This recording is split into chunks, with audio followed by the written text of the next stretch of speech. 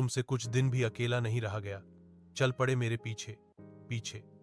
जितना प्रेम तुम इस हाड़ मांस के नश्वर शरीर से करते हो, यदि उसका आधा भी राम से करते तो कब का मोक्ष प्राप्त हो जाता। कहते हैं पत्नी द्वारा दिया गया बस एक ताना प्रेम में अंधे एक पति को ऐसा तोड़ गया कि वही व्यक्ति युगों का सबसे महान भक्त कवि बन गया।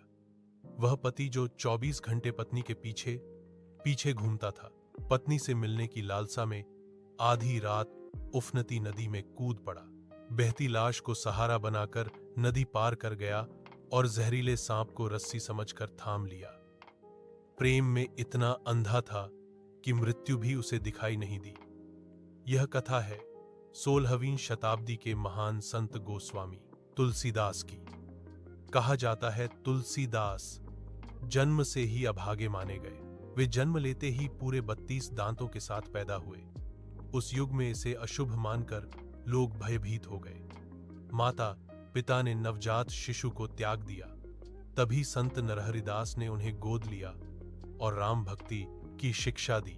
बाल्यकाल से ही तुलसीदास राम नाम में लीन रहते थे, लेकिन जवानी में उनका हृदय रत्नावली के प्रेम में ऐसा बंध गया कि सब कुछ भूल बैठे।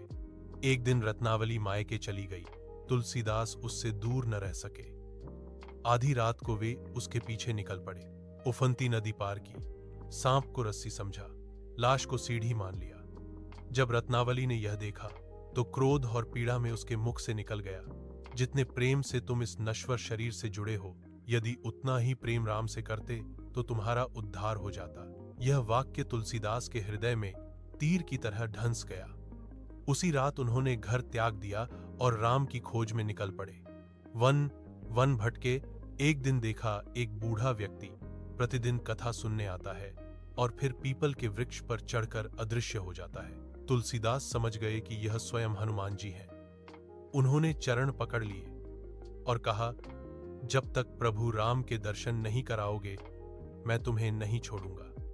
हनुमान जी बोले, राम नवमी के दिन तुम्हें प्रभु के दर्शन होंगे।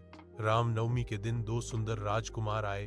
तुलसीदास ने उन्हें साधारण बालक समझकर तिलक लगाया और वे चले गए।